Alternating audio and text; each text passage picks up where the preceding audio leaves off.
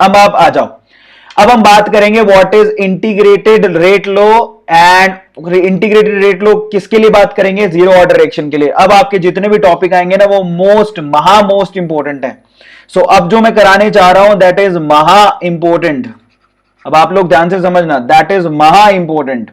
Are you getting my point? तो चलो अब हम लोग महा इंपोर्टेंट टॉपिक की तरफ चलते हैं। इंटीग्रेटेड रेट लो, प्लीज आप लिखिए इंटीग्रेटेड रेट लॉ। ठीक है, इंटीग्रेटेड रेट लॉ। और यहां पर किसके लिए पढ़ेंगे integrated rate law? Zero order reaction के लिए। जीरो ऑर्डर रिएक्शन का मतलब क्या है कि ऑर्डर जीरो है, ऑर्डर केमिकल रिएक्शन का जीरो है। What do you mean by that? Order chemical reaction का जीरो है, इसका मतलब क्या हो गया? जब आप रेट लिखने गए और आपने लिखा के और साथ में लिखा ए, तो उसकी पावर कितनी है? ऑर्डर कितना है? जीरो। समझ में आया? ये मतलब निकलता है जीरो ऑर्डर रिएक्शन का कि वहां पर ऑर्डर जीरो है, मतलब concentration to the power zero पे डिपेंड कर रहा है। Are you getting my point? तो अगर मैं कोई केमिकल रिएक्शन ले लूं, ए से आपका बी बन रहा है, तो ए से जब आपका बी बन रहा है तो रेट कैसे लिखोगे उसकी? आर के A to the power zero. इसी तरह से रेट लिखा जाएगा। समझ में आ गया? इसको क्या बोलते हैं? रेट लो। इसी को क्या बोलते हैं? रेट लो। लेकिन एक और तरीके से रेट आप लिख सकते हो। कैसे लिख सकते हो? एक और तरीके से रेट को कैसे लिखा जाता है? Minus D A by D T भी तो लिख सकता हूं।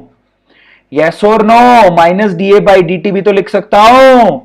ये दोनों रेट को रिप्रेजेंट कर रही है कि नहीं कर रही? और अगर दोनों रेट को रिप्रेजेंट कर रही है तो दोनों बराबर हो गई।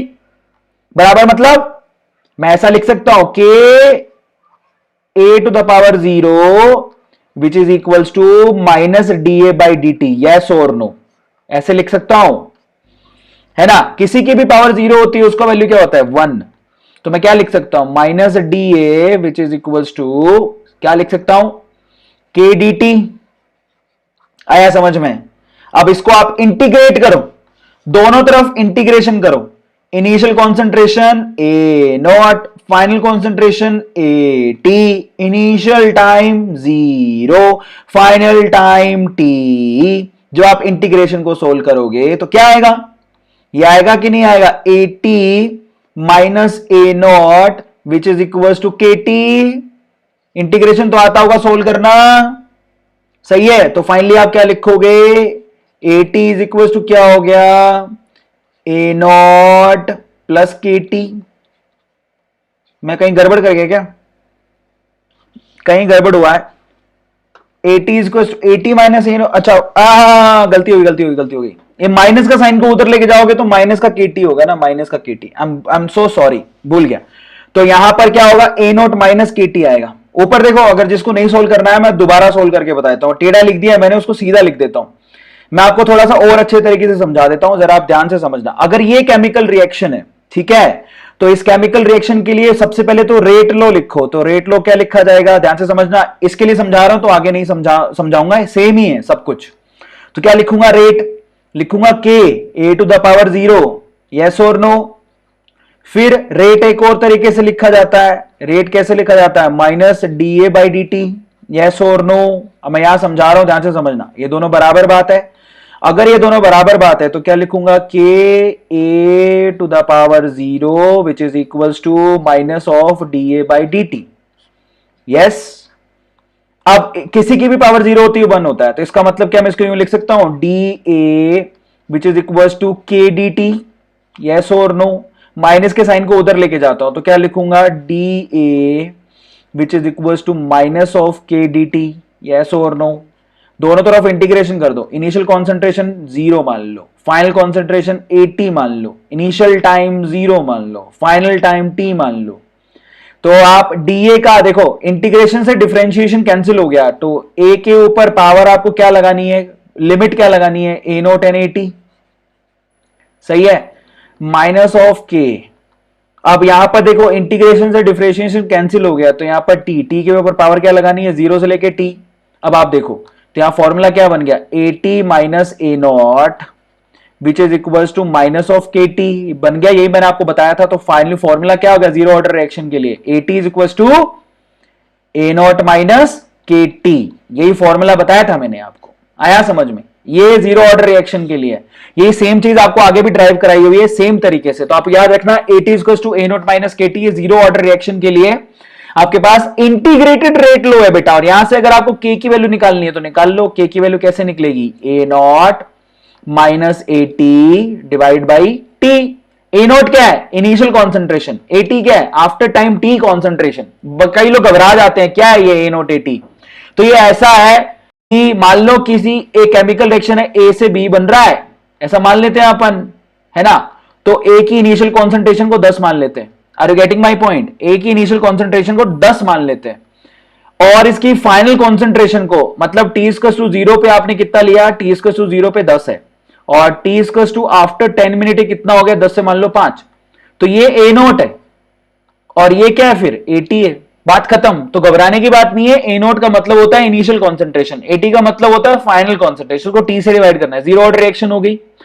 अब यहां पर हाफ लाइफ के बारे में बात करते हैं। What do mean by half life? तो बेटा देखो, हाफ लाइफ का मतलब होता है जब आपका रिएक्टेंट पहले से आधा रह जाए, ऐसा टाइम को हाफ लाइफ बोलते हैं जब आपका रिएक्टेंट पहले से आधा रह जाए। आ रहा है समझ में? टी हाफ का मतलब क्या होता है? जो आपका रिएक्टेंट इनिशियल कॉन्सेंट्रेशन से आधा रह जाए, उसी को बोलते हैं हाफ लाइफ। अगर सबको समझ में? तो AT का वैल्यू अगर किसी टाइम पे A नॉट बाई 2 रह जाए, उसी को हाफ लाइफ बोलते हैं। तो जब आप हाफ लाइफ की कैलकुलेशन करने जाओगे, रख दो फॉर्मूला क्या आपके पास? AT is equals to A naught minus KT, यही है ना। तो अब AT की वैल्यू कितनी हो गई? इनिशियल कॉन्सेंट्रेशन की आधी, A naught by 2, which is equals to initial concentration A naught minus K। और अब आप T को क्या बोलेंगे? T half. तो अगर मैं बोलूं कि T हाफ की वैल्यू निकाल के दो तो कितनी आएगी? दैट इज यस, कितनी आएगी? ये आ गया finally A naught by 2K। आया कि नहीं आया? वैल्यू निकाल लो ना यहां से वैल्यू निकाल लो T हाफ की, तो वो कितना हो गया? A naught by 2K। Are you getting my point? A naught by 2K वो इसकी वैल्यू हो गई।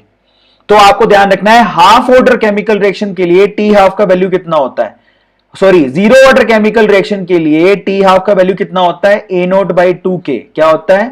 A naught by 2K। Are you getting my point? A naught by 2K। ये याद रखोगे हाफ लाइफ, नहीं तो दिक्कत हो जाएगी बाद में। ये बहुत इंपॉर्टेंट है। अब चलो ग्राफिकल रिप्रेजेंटेशन करते हैं। पहली चीज तो आपको ध्यान रखनी है कि भैया जीरो ऑर्डर रिएक्शन के लिए इक्वेशन होती है AT इज इक्वल टू किसी भी टाइम T पर concentration is equal to initial concentration minus KT। Yes. दूसरी चीज आपको याद रखनी है हाफ लाइफ। हाफ लाइफ कितनी होती है? A नॉट बाई 2K ये होती है, मतलब इनिशियल कॉन्सेंट्रेशन पर डिपेंड करती है। अब चलो ग्राफ बनाते हैं। क्या इस इक्वेशन को मैं कंपेयर नहीं कर सकता y equal to mx plus c से? ये जो इक्वेशन आपको दे रखी है, इसका कंपैरिजन इससे नहीं कर सकता? y is equal to mx plus c plus mx लिख दो, एक ही बात है। mx प्लस c से कंपेयर नहीं कर सकता। मतलब क्या हो गया? y एक्सिस की जगह मैं क्या लिखूंगा? AT। x एक्सिस की जगह मैं क्या लिखूंगा? Time t। c की वैल्यू कितनी होगी? A not. ये मान लेता हूं A नॉट है इनिशियल कॉन्सेंट्रेशन, और धीरे धीरे ग्राफ नीचे की तरफ आएगा क्योंकि कॉन्सेंट्रेशन घटती है। तो ये ग्राफिकल रिप्रेजेंटेशन हो गया। तो आप एक और बात बताता हूं, ये तो इसका रिप्रेजेंटेशन हुआ, इसी लाइन को इस तरह से बनाया जाएगा ऐसे करके। लेकिन अगर आप देखोगे कि अगर आप जीरो ऑर्डर रिएक्शन के लिए रेट लो लिखोगे तो क्या आएगा? Rate is equal to K A to the power 0 लिखा था आपने, तो A टू द पावर 0 कितना होता है? 1। तो यहां पर रेट क्या होती है? कांस्टेंट। जीरो ऑर्डर रिएक्शन के लिए रेट कांस्टेंट होता है, इसीलिए आपका ये कांस्टेंट लाइन बनाया गया है।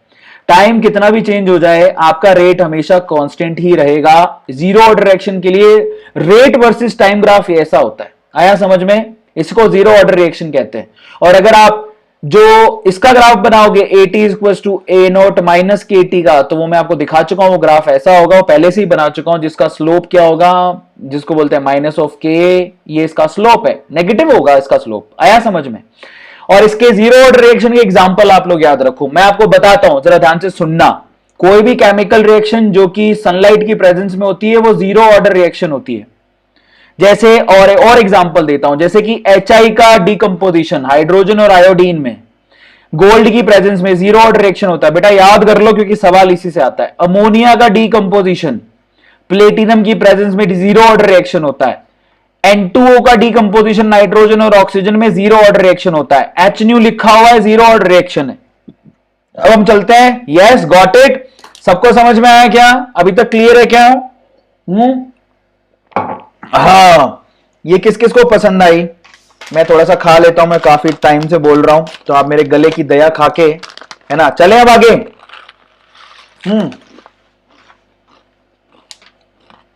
बहुत बढ़िया।